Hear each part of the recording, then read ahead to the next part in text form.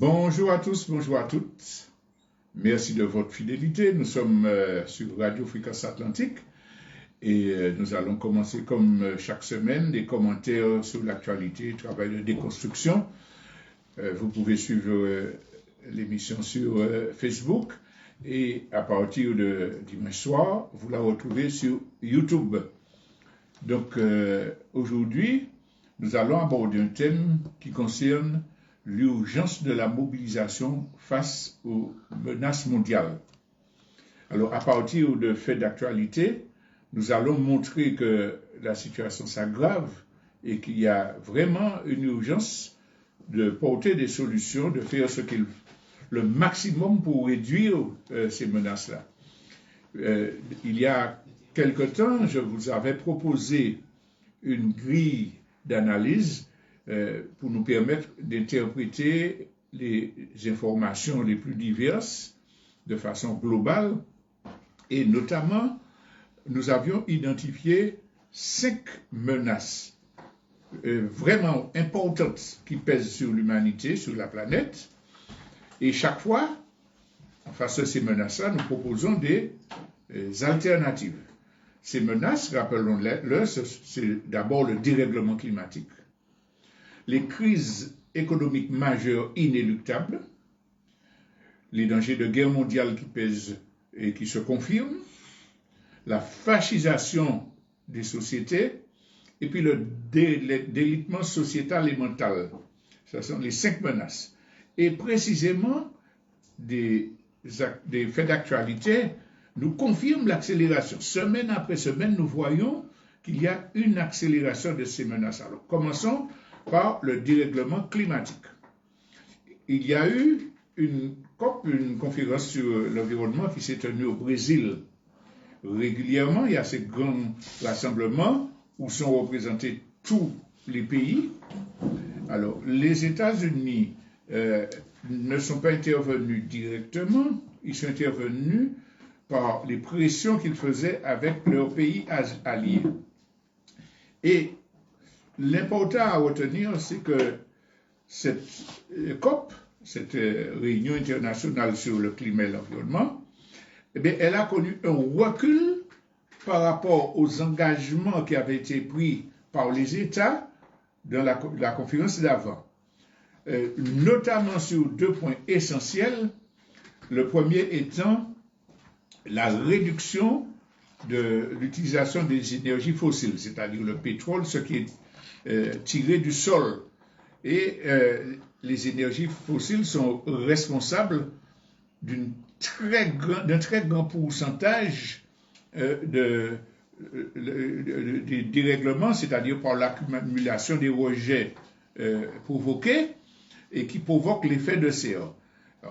Quand l'effet de serre, ça correspond à ces rejets carbonés là qui sont rejetés dans l'air, dans l'atmosphère qui entoure la Terre, et qui captent la chaleur du soleil, et ça entraîne un accroissement de la température, dérèglement, réchauffement des océans, qui augmente la puissance des tempêtes, etc., etc. Ça veut dire que il y avait des dispositions qui avaient été prises pour que les États s'engagent, sans mesure contraignante, mais ils avaient pris l'engagement de dire d'ici 2030 et 2050, nous devrons avoir baissé l'exploitation des énergies fossiles de temps et de temps et de temps pour arriver à limiter l'augmentation de la température à de 1,5 degré, sachant que ce n'est déjà qu'une étape qui ne règle pas les problèmes.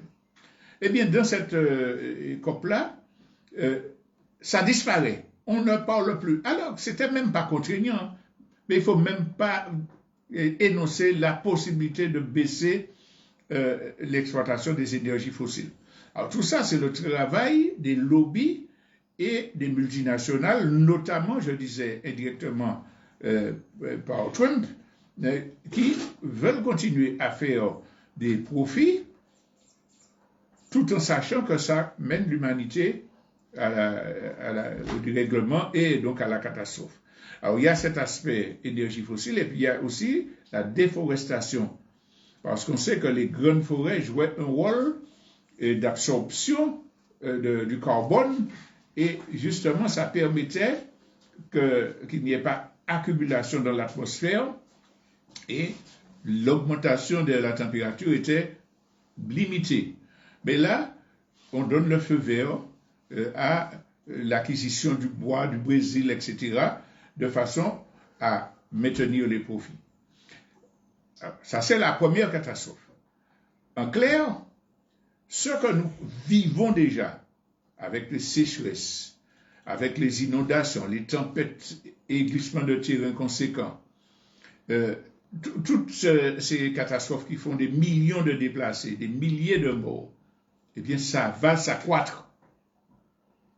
S'il n'y a pas un changement fondamental dans l'économie mondiale, dans l'organisation du commerce mondial, etc., ces phénomènes-là vont s'accroître. Et nous, petits pays de Martinique, sommes particulièrement concernés puisque nous sommes dans la zone où se développent les cyclones et tout. Et puis, nous sommes victimes de l'érosion des côtes. Ça veut dire que toute la population qui habite sur le littoral va connaître ce qui se fait déjà dans notre pays, une érosion qui pousse les maisons à être détruites, à reculer l'habitat, et nous savons que sur 1100 km², avec toutes les terres possédées par la caste des anciens maîtres esclavagistes, la question du logement, la question de l'habitation va se poser. Ça, c'est le premier point. Le deuxième point, c'est les crises économiques. Alors, nous l'avions annoncé, il y avait déjà des crises économiques qui étaient dues au fait que les capitalistes, les spéculateurs qui disposent de tous les capitaux, ils se moquent totalement de l'environnement, du développement de la pauvreté et tout. Et le résultat, c'est que l'économie étant déréglée, les États n'ayant plus de pouvoir sur leur monnaie, sur leur loi commerciale, eh bien, les multinationales font n'importe quoi et ça entraîne des crises économiques. Alors, on a entendu la crise des subprimes, la bulle informatique qui éclate, etc. Et ce qui fait que les gens perdent leur travail, que les gens n'ont pas d'argent pour vivre, la pauvreté s'accroît, etc. Eh bien, avec l'arrivée de Trump au pouvoir, le règne des multinationales s'est imposé avec plus de brutalité encore. Vous avez entendu toutes ces lubies consistant à mettre 150% de taxes sur l'importation de tel ou tel produit, de saisir les biens, enfin, de dérégler l'économie par des fantasmes politiques. Alors, croyant que la puissance des États-Unis aurait pu se maintenir, mais sauf que, eh bien, il y a un accroissement de la pauvreté, les chiffres du chômage sont truqués parce que Trump a licencié les responsables des instituts de sondage qui révélaient les mauvais chiffres. Et donc on nous donne, oui, l'emploi progresse, mais ce n'est pas vrai. Chômage, pauvreté, faillite et augmentation spectaculaire des prix, notamment des prix de première nécessité. Alors dans un premier temps, il croyait pouvoir jouer manipulant l'opinion, en disant, bon, je vais donner 2000 € à chaque Américain pauvre. Bon, mais ça ne marche pas. Les gens descendent en masse dans les rues partout. Il y a des grèves qui éclatent aux États-Unis, même si on n'en parle pas, pour dire, nous ne voulons pas de roi, nous voulons vivre. Et l'élection du maire de New York, qui est un socialiste et musulman, eh bien, c'est un signe du retournement de l'opinion sur la question économique. Les grands chefs d'entreprise de l'agriculture, notamment du bâtiment, qui avaient besoin de la main-d'œuvre immigrée et qui se voient incapables de travailler parce que Trump joue la carte de la xénophobie, eh bien, eux-mêmes commencent à faire pression sur Donald Trump, sur le président. Mais la folie de Trump en matière économique a eu pour résultat de booster l'organisation des alternatives, notamment les BRICS, les autres groupes, et même ses alliés européens sont obligés de prendre des dispositions pour essayer de surnager et avec un retour négatif pour les États-Unis, mais avec un renforcement des alternatives en matière de monnaie, en matière de circuits commerciaux, etc. Ce qui fait que là, les États-Unis, première puissance impérialiste capitaliste, inévitablement va plonger de crise en crise et va entraîner ceux qui dépendaient de son leadership, comme l'Union européenne. Donc, nous nous attendons à cette crise-là. Nous voyons que cette crise-là, qui se traduit sur le plan politique, est accentuée pour ce qui nous concerne. Pourquoi? Parce que la France est en train de plonger, mais de façon irréversible. Les gens qui disaient, maman, la France, papa, la France, si on est indépendant, on va mourir. La France est en train de plonger de façon irréversible parce qu'elle perd son leadership sur les pays africains où elle pillait les richesses, où elle volait les richesses gratuitement pour faire son économie tourner, l'uranium pour son électricité, etc. Mais en plus, elle est victime des attaques de Trump et politiquement, la classe française, des élus français se déchirent pour savoir que faire. Est-ce qu'il faut continuer à suivre les Américains? Est-ce qu'il faut travailler à la souveraineté nationale? Est-ce qu'il faut piller davantage les autres pays? Ils sont fous, ils sont paniqués. Ils sont paniqués, ce qui fait que la France est devenue ingouvernable.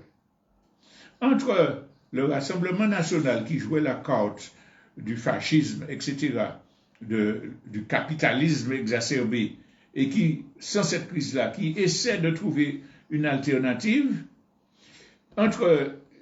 qui rentre en contradiction avec ceux qu'ils appellent l'extrême gauche, c'est-à-dire ceux qui sont plus conscients qu'il faut changer les institutions françaises et faire un meilleur partage, même s'il reste capitaliste. Je parle de la LFI, dirigée par Mélenchon.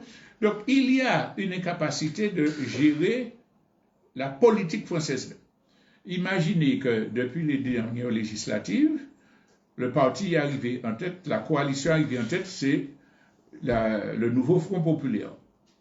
L'entêtement de Macron qui défend couper l'intérêt des multinationales a fait qu'il n'a pas accepté le résultat des élections et qu'il continue à imposer la politique suicidaire pour la France qui était déjà développée. Résultat, le budget ne peut pas être voté. Par démagogie, ils ont dit on ne va pas mettre un 49.3 pour que les socialistes votent pour eux, mais sans 49.3, on pourra contourner les élus. Cela accélère la crise économique dont nous parlons. Parce que le monde économique réel ne peut pas travailler s'il n'a pas une vision, s'il n'y a pas un cadre politique, un cadre législatif stable, quel que soit le but visé, que ce soit pour garantir les profits des capitalistes ou que ce soit pour se réadapter au monde nouveau. C'est impossible de mener une politique économique sans avoir une vision. Cela est indépendant de ses positions idéologiques, c'est la réalité. Ce qui fait que la France va couler encore plus qu'elle ne coulait déjà, et que comme nous sommes soumis, dépendants pour notre alimentation, pour nos importations, pour notre sécurité sociale, pour notre retraite, etc., de ce pays foutu, imaginez que nous serons absolument vraiment détruits. C'est ça qu'il faut comprendre à travers les crises économiques. Troisième élément, c'est la guerre mondiale. Nous avons déjà expliqué que l'impérialisme américain et ses alliés occidentaux, Europe, qui pillaient le monde, qui dominaient le monde, ne vont jamais accepter que des blocs alternatifs, des blocs adversaires prennent la place. Et il est sûr que la Chine devient la première puissance mondiale. Ils ne peuvent pas accepter ça. Donc, il faut se préparer à la guerre. La guerre qu'ils ont essayé de lancer en Ukraine, ça n'a pas marché comme ils voulaient. La guerre qu'ils entretiennent avec leurs chiens de garde israéliens dans le Proche et le Moyen-Orient, et puis la guerre que veut lancer Trump dans l'Amérique centrale, dans la Caraïbe. Il se prépare à la guerre et à plusieurs niveaux. D'abord, le réarmement. Tous les pays européens et états-uniens développent la thèse, les Russes vont nous tuer, donc il nous faut nous armer. Toutes les sommes qui allaient dans le développement, dans l'aide sociale, il faut envoyer ça. Alors, on dit qu'on envoie pour l'Ukraine, mais ce n'est pas à l'Ukraine qu'on envoie l'argent. C'est aux États-Unis parce que les États-Unis exigent que l'argent qu'on donne à l'Ukraine serve à acheter des armes américaines. Ils sont obligés. Pas des armes françaises, des armes américaines. Donc, on prend l'argent du peuple français pour envoyer aux États-Unis pour préparer la guerre mondiale. Et puis, en même temps, on développe son industrie de l'armement pour payer ses capitalistes de l'armement, les Lafargue, etc. Parce que dans toutes les guerres, il y a des gens qui gagnent, qui ne meurent pas. C'est ceux qui produisent les armes. Et ils demandent, ils suscitent les guerres pour pouvoir faire l'industrie de l'armement marcher. Et puis, il faut préparer la guerre sur ce plan-là, mais il faut préparer la guerre psychologiquement aussi. Quand on commence la guerre, on va désigner un ennemi, on va diaboliser, on va dire à la population, si c'est pas ça, on va mourir. Donc, il faut accepter les sacrifices. Et on a le chef d'état-major de l'armée française qui vient devant une réunion de maire pour dire il nous faut accepter de perdre nos enfants. Donc il vous faudra accepter que nos enfants aillent à la guerre pour défendre l'Europe, pour défendre le monde libre. Mais ce n'est pas le monde, ce n'est pas la France, ce n'est pas l'Europe qui défendent, ce sont les intérêts des capitalistes. Alors ça a fait un tollé, on discute, mais tout ça c'est pour préparer l'opinion. Alors, préparation sur le plan psychologique, ça ne passe pas très bien par les temps qui courent. Mais également préparation dans le positionnement des troupes. Les bases militaires qu'on réaffirme, on envoie des avions à Porto Rico pour préparer la guerre contre Venezuela, etc. Et on prépare la déstabilisation de tous les pays adverses en s'appuyant. Et là, je pense à un auditeur qui me questionnait sur cette question-là, sur la question du terrorisme et du Mali, en s'appuyant sur le terrorisme. Je vous disais dimanche dernier que Trump a reçu le chef d'Al-Qaïda qui s'est emparé du pouvoir en Syrie. Cette semaine, il a reçu l'émir qui contrôle l'Arabie Saoudite en disant bon d'accord, c'est pas grave, tu avais tué un journaliste, mais on oublie ça, tu es des nôtres. En armant, en finançant les terroristes du Mali. Quand ils disent ah, la France a sacrifié 58 personnes pour le Mali, ce n'est pas vrai.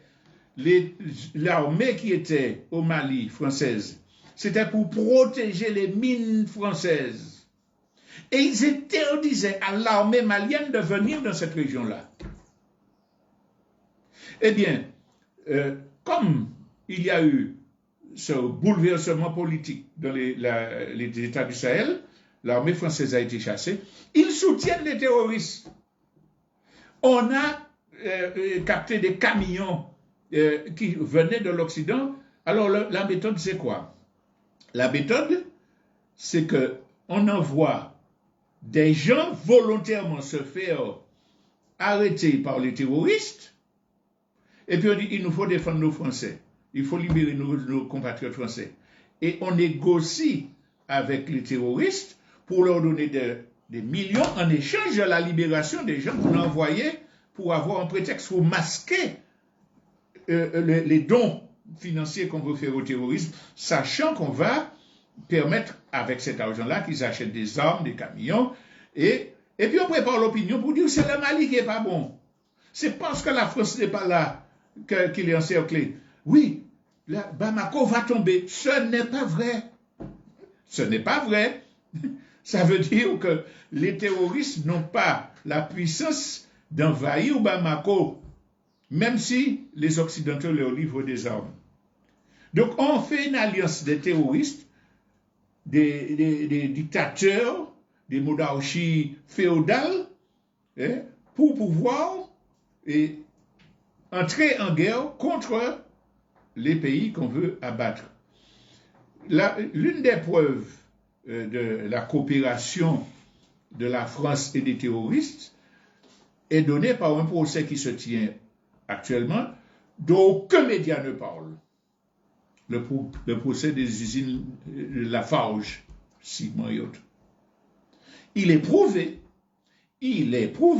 ça c'est clair, il n'y a pas il est prouvé que Lafarge donnait des millions aux terroristes pour qu'ils puissent continuer à piller le sol. Et en échange, à les tuer.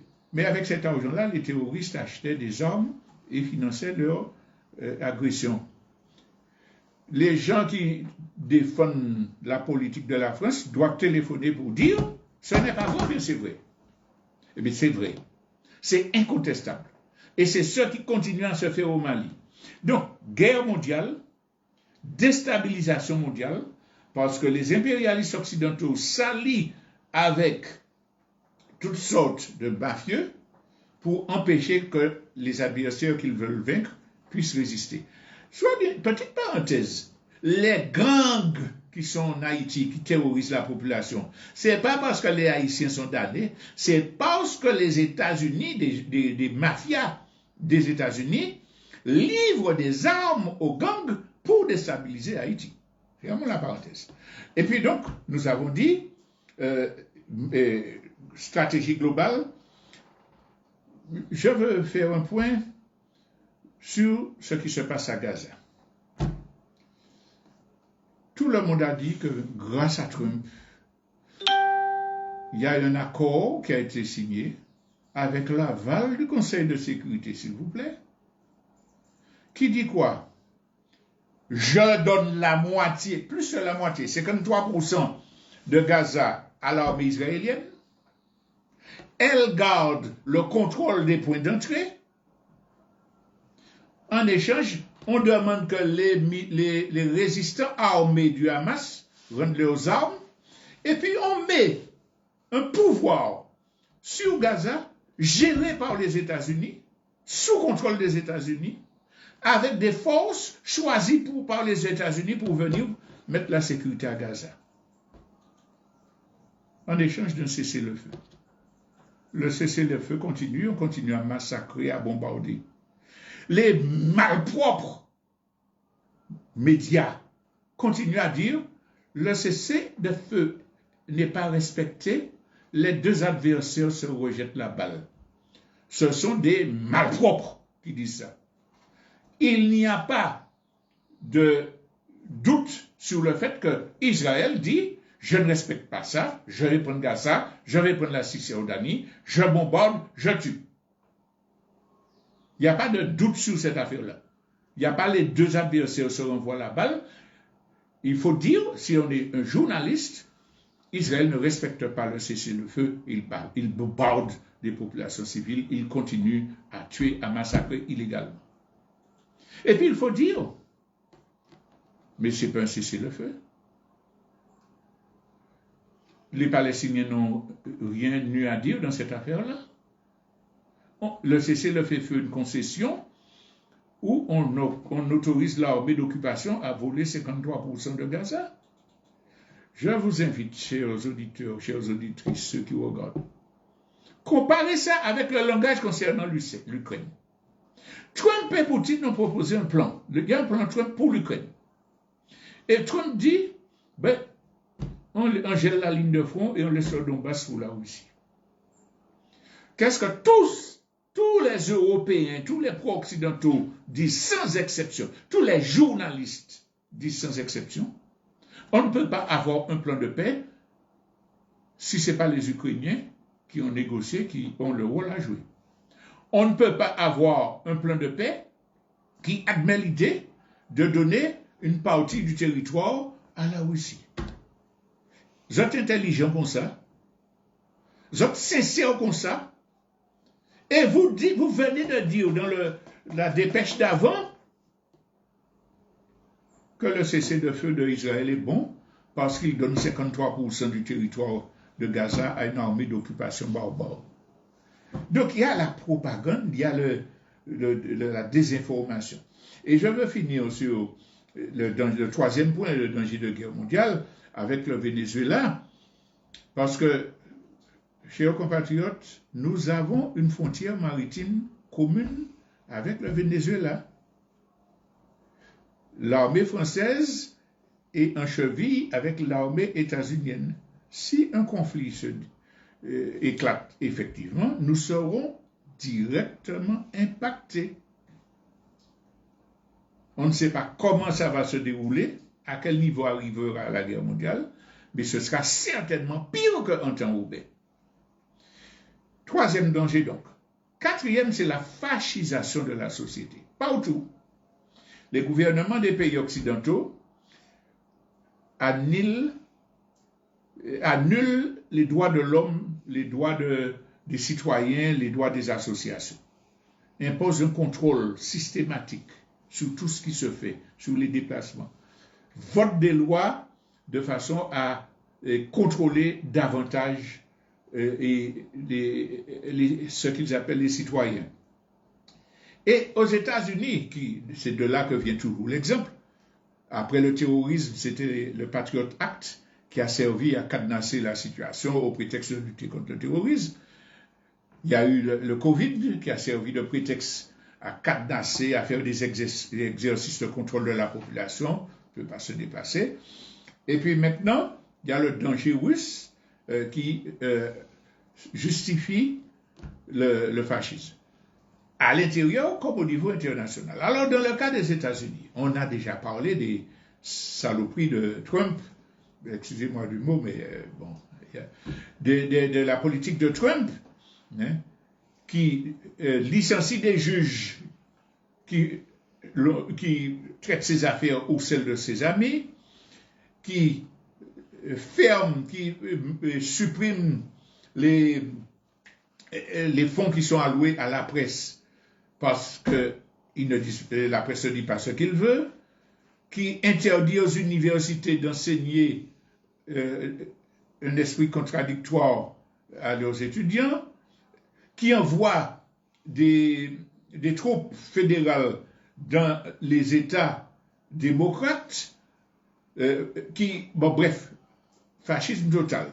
Eh bien, cette semaine-là encore, il y a un cran qui est franchi parce que Trump déclare que si les démocrates continuent à appeler les forces de l'ordre à ne pas obéir à des ordres qui sont anticonstitutionnels, il va demander la peine de mort pour les élus démocrates qui osent parler de désobéissance aux ordres non constitutionnels. Donc on est en plein dans le fascisme.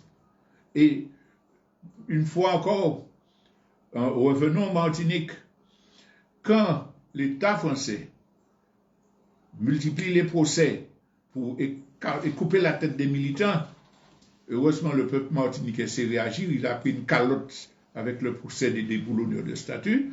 Quand l'État français envoie des escadrons régulièrement, quadrilles, ce n'est pas pour lutter contre la délinquance, ce n'est pas vrai. C'est pour préparer l'écrasement de la population. Si l'État français voulait lutter contre le désespoir des jeunes, la délinquance, le trafic de drogue, il aurait massivement injecté des fonds dans les associations d'insertion, dans l'aide à l'école de rattrapage, dans les maisons de quartier qui animent, qui donnent des perspectives différentes aux jeunes. Il aurait effectivement empêché l'introduction de la drogue, puisqu'il sait le faire mieux en Europe. Il y a des réponses qui montreraient que c'est l'intérêt de la population qui serait pris en jeu. Non, ce n'est pas le cas. Ces gens-là viennent préparer l'écrasement d'une éventuelle révolte martiniquaise qui, de toute façon, aura lieu, vu l'état de la situation. C'était pour le fascisme. Et puis alors, justement, nous arrivons au dernier danger, le plus fondamental, je le répète tout le temps, parce que c'est le délitement sociétal. La société est désorganisée. Il n'y a plus d'autorité au sein du peuple. Il y a les dérèglements psychiques partout. Ce qui est normal dans toute société inégalitaire, où l'on tue l'éducation, où quand quelqu'un travaille toute sa vie, petit entrepreneur, et qu'il est ruiné par des impôts scélérats, par des normes inadaptées, ben, il tombe dans la drogue. Vous savez qu'il y a beaucoup de chefs d'entreprise qui sont tombés dans la toxicomanie. Ce n'est pas parce qu'ils sont devenus méchants, voyous ou couillons, c'est le désespoir, c'est l'absence de perspective, y compris pour nos jeunes qui ont des diplômes. Dans un contexte où tous les médias, tous les jours, c'est crime, même en Patagonie, crime ceci, crime cela. Excusez la trivialité, c'est arrière-train-brenin, c'est chaîne en or, c'est présentation du luxe, etc. Voilà ce qu'il... Pour être quelqu'un, il faut faire ça, et puis vous ne pouvez pas. Plus vous travaillez, plus vous êtes un chien. Le dérèglement mental, c'est pas quelque chose que quelqu'un veut, dans lequel quelqu'un veut tomber. C'est le cerveau qui est déréglé et qui conduit aux violences, aux crimes, aux viols, à toutes sortes de dérives, parce que les gens ne sont ni instruits, ni éduqués, ni à l'aise dans leur tête. Ce sont des maladies. Chaque fois, je dis que ça ne veut pas dire qu'il faille être tolérant quand quelqu'un fait un crime. Il faut qu'il faille punir, il faut qu'il faille un machin. Mais ça veut dire que ça va s'étendre, quelles que soient les lois qu'on vote, tant que la société est inégalitaire. Et donc, il faut comprendre que... On parle ici, mais en France, un jeune fait un livre pour dénoncer à Marseille, pour dénoncer les réseaux de crimes, etc. Il est menacé à tel point qu'il est obligé d'être protégé. Il s'appelle Amin Kessassi. Et donc, il est protégé. Les gangs, les trafiquants, comme ils ne peuvent pas l'atteindre, ils tuent le petit frère du bonhomme. Tout le monde en fait des messes blanches, des marches blanches, des messes, on va avec... Oui. Mais c'est un phénomène qui s'étale parce que les gangs prennent de l'importance, parce qu'il n'y a pas de police de proximité, parce que l'État ne fait pas ce qu'il faut pour le développement des quartiers populaires. Parce que les gens, les jeunes, les petits jeunes là, ils rentrent dans le trafic pour avoir de l'argent. Il y a eu beaucoup de témoignages pour aider leurs parents qui sont dans la mouise. 2 morts en Martinique cette semaine. Il y a eu 2 morts en Martinique cette semaine, comme me rappelle le camarade. 2 morts. Mais c'est parce qu'il n'y a pas d'espace social pour lutter contre les dérives. Il n'y a pas de volonté. J'ai dit en France pour ce jeune qui a été tué, mais il y a des juges qui sont menacés. Il y a des avocats de la partie adverse qui sont menacés. On ne pourra pas... Des gardiens de prison. Voilà, ta famille habite tel endroit, ton enfant va à l'école tel endroit. Ne nous fais pas chier, pardon, excusez-moi.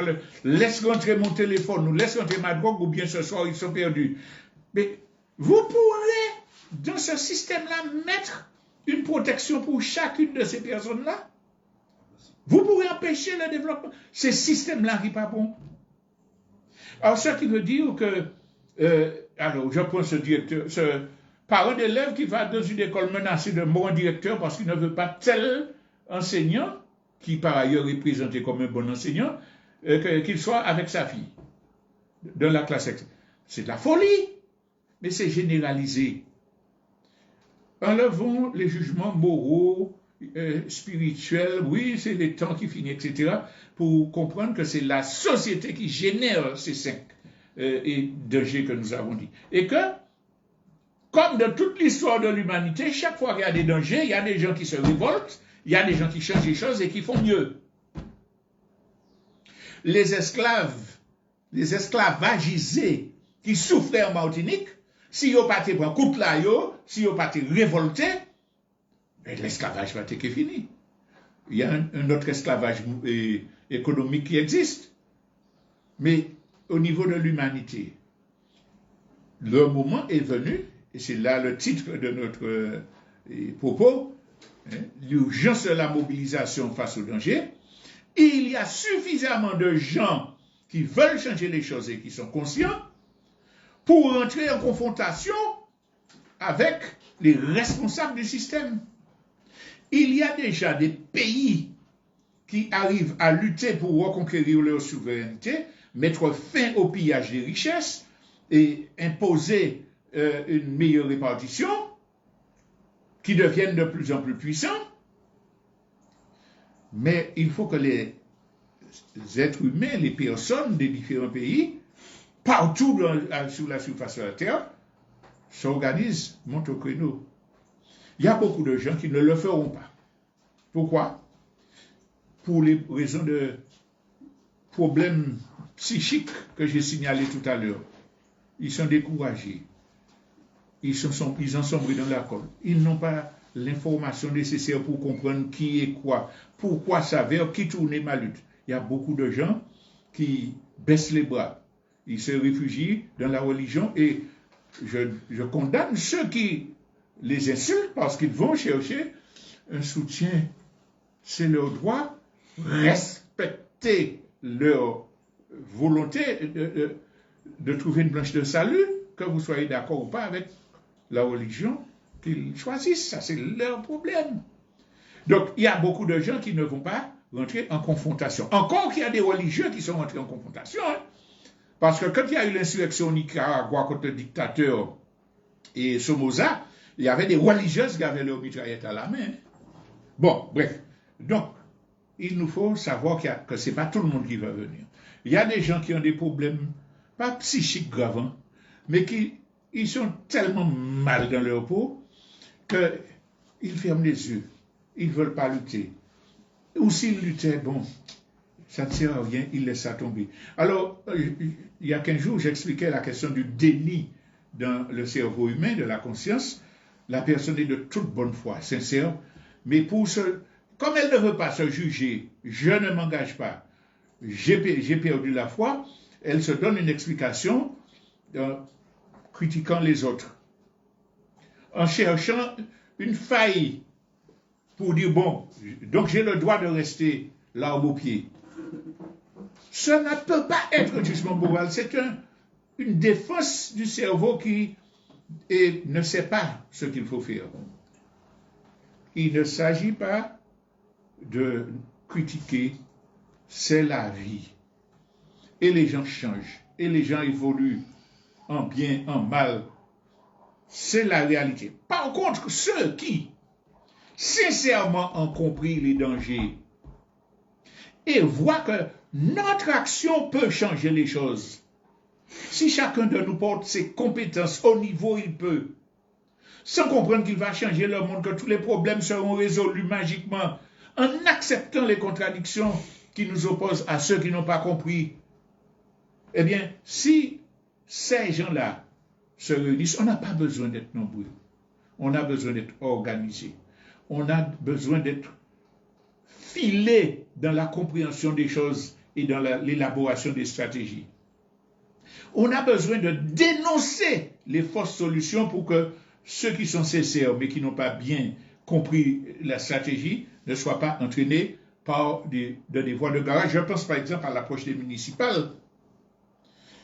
C'est un déchirement de voir que malgré tout ce qu'on a dit comme difficulté et danger, dans notre pays, toujours, comme ailleurs, des individus qui ne font rien pour aider le peuple, qui n'organisent pas leur peuple, qui n'ont pas de rapport sérieux, correct avec leur quartier, dans leur famille, je serai candidat parce que je vais régler le problème. Je vais mieux gérer que les autres. Ah oui, mais je vais réhabiliter le centre-bourg. Je vais... C'est criminel. Il y a des gens qui sont inconscients, ils croient ça parce qu'ils n'ont pas de formation. Mais il y a des gens qui savent que ce n'est pas vrai.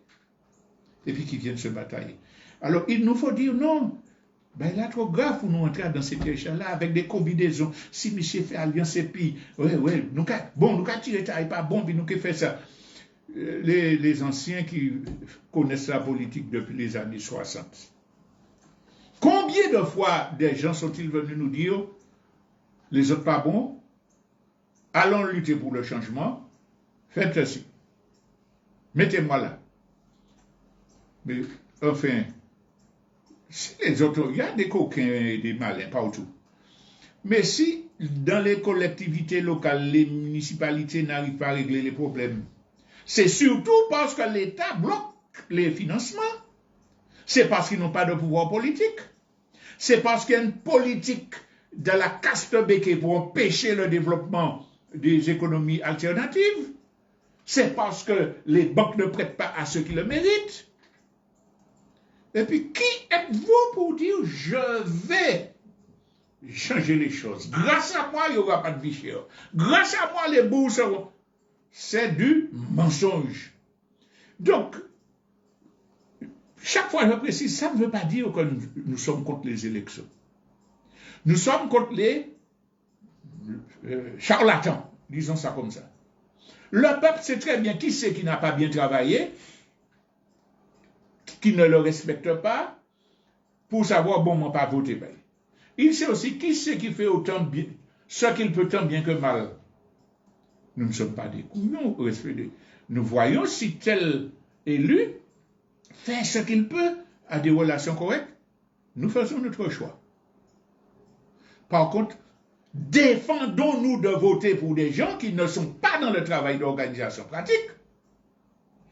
C'est une liste, la municipalité. Ou regardons tous les noms qui sont là. Est-ce que ce panel-là, c'est un panel de gens militants, respectueux du peuple, et formés, conséquents, etc. Quand je dis formés, je ne dis pas diplômés. Hein. Il y en a, il faut.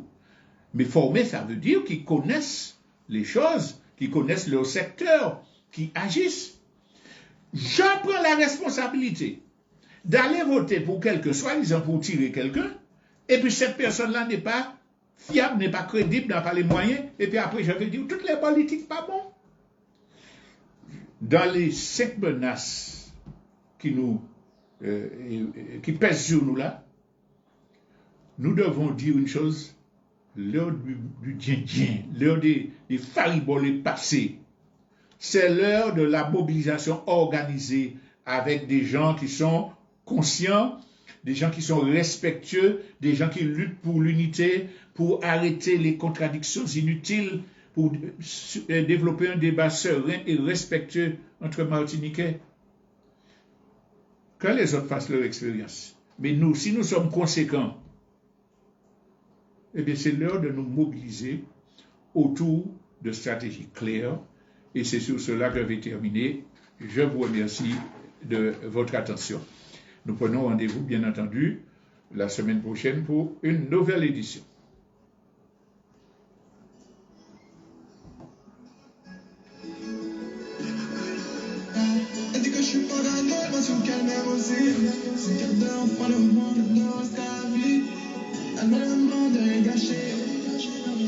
Les sentiments n'ont pas changé. Et trop magique pour moi.